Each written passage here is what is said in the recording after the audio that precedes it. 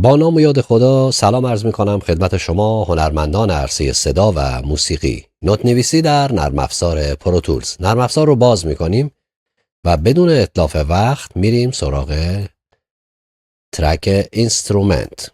یه ترک اینسترومنت ایجاد می کنیم. بعد از ایجادش با کلیک راست در این ناحیه وارد محیط اسکور ادیتور میشیم. محیط اسکور ادیتور محیطی هستش که شما میتونید نوت نویسی بکنید. همونطور که میبینید کلید سول و کلید فا رو داریم. اگه نیاز به کلید فا نداشته باشید به این صورت میتونید کلید فا رو حذف بکنید. تغییرات لازم مربوط به کسر میزان رو هم میتونید با دبل کلیک و در این ناحیه تغییرات رو انجام بدید و اوکی بکنید. علائم تغییر دهنده مثل دیز و بمول نیز به این صورت قابل تغییر هستند.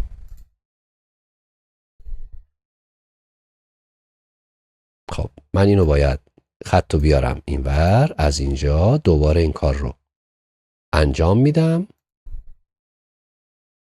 و بمول از بین رفت. خب حالا میخوام نوت نویسی بکنم.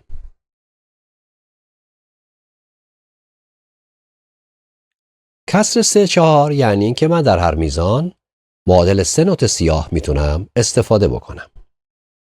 مثلا من میخوام در میزان اول از نوت‌های سیاه استفاده کنم.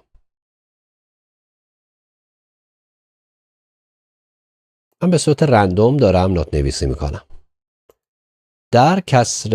در میزان دوم میخوام از نوت‌های چنگ استفاده کنم.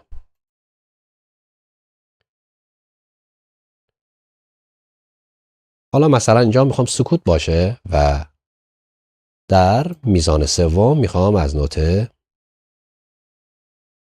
سفید استفاده کنم. طبعا اینجا باید نوت سیاه قرار بدم. و به همین ترتیب ادامه میدم تا انتهای کار. خب حالا من نوت نویسی کردم اما صدا براش انتخاب نکردم. از این قسمت میام با استفاده از VST هایی که در سیستمم دارم براش صدا انتخاب میکنم. فرض بفرمایید میخوام صدای پیانو براش انتخاب کنم.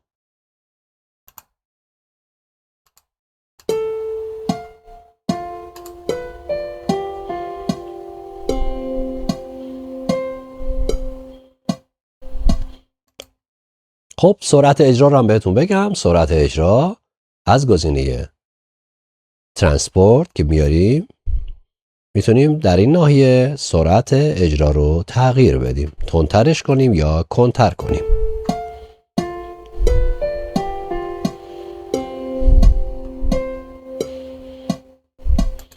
خب امیدوارم که این آموزش مورد توجه شما قرار گرفته باشه. تا دیداری بعد، خدا نگهدار.